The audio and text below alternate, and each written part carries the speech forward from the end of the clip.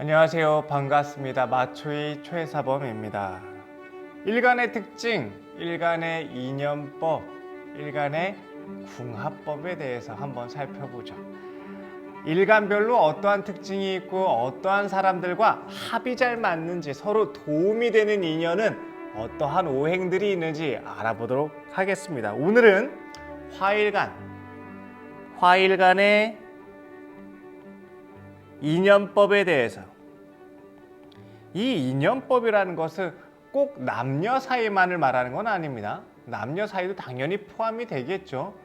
일적인 관계에서, 사회적인 역할에서 서로 돕고 이끌어주고 도움되는 관계가 어떠한 사람들이랑 관계가 잘 맞는지를 우리가 좀 종합적으로 살펴볼 필요성이 있을 것 같습니다. 화일간이라는 뜻은 우리가 병화나 정화를 뜻합니다. 그래서 병화일간에 따라서 또 정화일간에 따라서 어떠한 오행과 인연이 잘 맞는지, 배합이 잘 맞는지 한번 알아보도록 하겠습니다. 우선 하늘의 태양에 비유하는 것을 병화라고 얘기하고요. 뜨거운 불꽃을 의미를 하는 것을 정화라고 얘기를 합니다. 병화라는 것은 만물을 키우고 성장시키는 역할을 하고요. 정화라는 것은 핵심적인 가치를 만들어서 전문적이게 만들고 기술적이게 만들고 더 집요해서 최종 가치화로 엑기스에서 모으는 역할을 하는 게 바로 정화입니다. 병화는 모든 사람을 키우듯이 리더십을 발휘해서 사람들을 이끌고 사이좋게 화합하고 조직화시키는 능력이 있다면, 정화는 꾸준히 끊임없이 연구하고 개발해서 숙련과 숙달을 통한 전문성과 가치화를 만들기 위한 생산 능력, 제작 능력, 기술 능력을 뜻하기도 합니다. 이러한 일간의 특징을 바탕으로 병화일간에게는 첫 번째로 을목이 필요합니다. 내가 태양이 됐으면 무언가를 키우고 이끌어줘야죠. 그게 바로 어린 양들을 키워줘야 되는 거 아니겠습니까?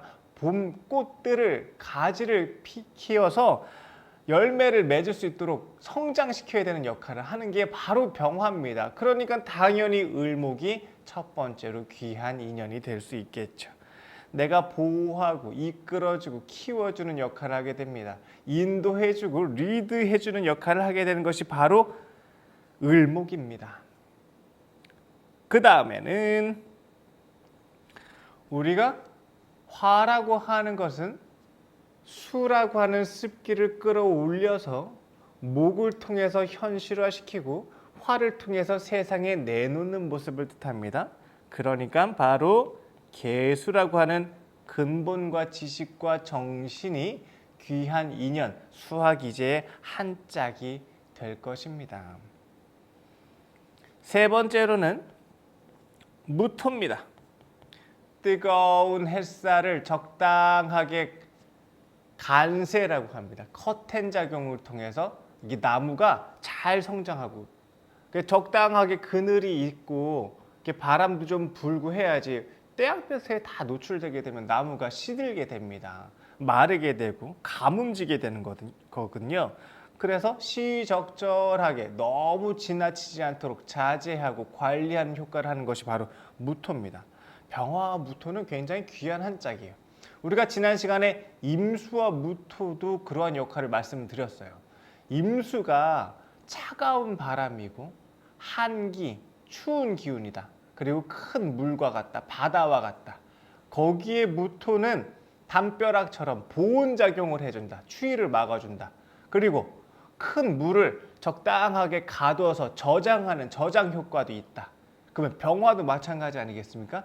뜨거운 태양이 장렬하는 것을 적당하게 막아서 그늘을 줘서 이렇게 차가운 더위를 식혀주고 너무 지나치지 않도록 보호해주는 역할을 하는 게 바로 무토입니다. 그런 역할을 할 수 있고 시적절하게 너무 치열하고 너무 성급하게 몰빵하지 않도록 방만한 운영과 경영을 자제하도록 만들어주는 게 바로 무토입니다. 하고 싶은 대로 마음대로 해라가 아닌 건 거죠. 그러니까 어느 정도 약간 무토를 만나면 병화가 약간 자기를 견제하는 것 같아. 막는 것 같기도 하고 잔소리를 하는 것 같다라는 느낌도 들어요. 근데 그게 결국 나한테 도움되는 일을 알려주는 거예요. 그러니까 그걸 무시하지 말아야 됩니다. 특히 병화는 무토의 말을. 을목을 잘 키워주고 개수의 습기를 잘 정신력과 지혜로움을 이끌어서 올려내고 그 다음에 무토로서 현실성 있게 만들어라. 그 다음이 바로 경금입니다. 경금을 만나야 내가 목적성을 갖습니다. 저 위로 올라가야겠다. 내가 상류층으로 가야겠다. 급이 올라가겠다. 지배자의 역할, 총괄자의 역할, 장인의 역할까지 가야겠다. 통솔권자가 되겠다라는 목표를 세우고 지위와 신분을 올릴 수 있는 계기를 만들게 됩니다. 그러니까 경금이 귀한 인연이 되겠죠. 경금을 만나야 됩니다. 그래서 야망도 갖고 합니다. 병화가 을목을 만나면 모성애를 보내줍니다. 리더십을 발휘해서 막 헌신적으로 도와주고 이끌어주는 역할을 합니다. 병화가 계수를 만나면 나의 부족했던 부분, 지나친 부분들에 대해서 지혜로움을 갖추게 됩니다. 현실성을 만나게 되고 실력을 갖추게 되고 사람들과의 소통력을 만들게 되고 그리고 전략과 전술이라고 하는 기획력도 갖추게 되는 거니까 개수의 어떤 비상함이 필요하겠죠. 무토를 만나면 지나치지 않도록 방만하지 않도록 자신을 자제하고 때에 맞게 시적절하게 현장 상황에 맞게 움직이라고 하는 그런 지혜로움을 얻을 수가 있습니다. 그리고 경금을 봐야 목표와 비전을 높게 잡아서 내가 뜻을 세우게 된다는 걸 뜻합니다. 참 귀한 인연들이죠. 이 참 10개밖에 안 되는 천간인데 이 계절에 따라서 일간에 따라서 우리가 이렇게 해석할 수 있는 폭이 다양하다라는 게 참 재미있는 공부가 분명한 것 같습니다. 엊그제 촬영을 하나 했었는데 상담을 하면서 촬영을 했는데 그분이 그러시는 거예요. 아니 사주 한문 몇 글자 적힌 거 가지고 어떻게 이런 것들을 다 얘기를 하시냐 이러는 거예요. 너무 신기하다면서. 왜? 우리는 비록 8글자의 그 한자만 가지고 얘기를 하는 거지만 그 안에는 계절의 기운도 들어가 있고 음양오행의 배합도 들어가 있고 육신이라고 하는 사회적인 관계력도 들어가 있고 격이라고 하는 사회적 역할과 책임에 대한 것들도 들어가 있고 운도 들어가 있고 대운도 들어가 있고 이렇게 다양한 정보들이 들어가 있으니까 불과 몇 글자 안 되는데 할 말이 많은 겁니다. 그리고 그 인터뷰한 대상자분들은 깜짝 놀라시더라고요. 이게 도대체 이게 뭔데 이 몇 글자 가지고 이렇게 자신에 대해서 소상하게 얘기를 해주냐 이러시면서 즐거워하셨던 그런 시간이 있었는데요. 일간만 가지고도 우리가 이렇게 할 얘기가 많다니까요. 정화일간 한번 봅시다. 우리 정화일간 꾸미기 좋아한다. 아름답게 만든다. 약간 디자인적인 심미적인 요소를 가지고 있다는 뜻이 정화입니다. 모두를 잘 키운다라는 병화랑 달리 정화는 핵심 있게 하나만 잘 키운다라는 의미도 있습니다. 특기와 전문성을 개발한다라는 얘기가 있고 예체능적인 능력이 있다는 걸 뜻합니다. 그러기 위해선 첫 번째로 뭐가 필요하다? 경금입니다. 경금이 있어야 기술력이 물건으로 나온 거예요. 제작 생산이 된 겁니다. 몸을 쓴 겁니다. 머리로만 알고 원리로만 이해한 게 아니라 실제로 활용하게 돼서 물건을 만들어냈으니 개수에게 간목이 필요했다면 정화에게는 경금이 그 짝입니다. 실제화가 되는 겁니다. 현실화가 되는 겁니다. 드러나서 나타난 겁니다. 나의 기술과 실력이 모습으로. 그러니까 얼마나 귀한 인연이 될까요? 두 번째로는 간목입니다. 우리가 목생화라고 하는 과정이 있어야 내가 숙련숙달을 시켜 경험과 경력을 쌓게 된다는 걸 뜻합니다. 과정이 있는 실력이어야죠. 그냥 재능만 믿고 연습 하나도 안 하면 어떻게 전문가가 됩니까? 실력을 갖추고 발전시키려면 목이라는 목생화가 돼야 계속 끊임없이 더 깊이 연구하고 개발시키는 훈련 과정을 겪게 됩니다. 거기에 특히 간목이 본다면 간목이라는 뜻은 나의 기술력뿐만 아니라 외부의 활용도까지 겸한 목생화예요. 당연히 이 간목의 목생화는 이게 경금의 벽갑이라고 하는 금극목의 작용도 꼭 필요하긴 하지만 일단은 간목입니다. 그래서 내 실력이 다가 아니라 세상이 무엇을 원하는지 현실성 있는 실력을 만들게 되니까 간목이 또 중요하겠죠. 세 번째는 임수입니다. 임수를 봐야 내가 허황되게 나만 위주로 하는 게 아니라 내가 쓸모있게 활용성 있는 실력을 만들고 연구하고 개발하게 됩니다.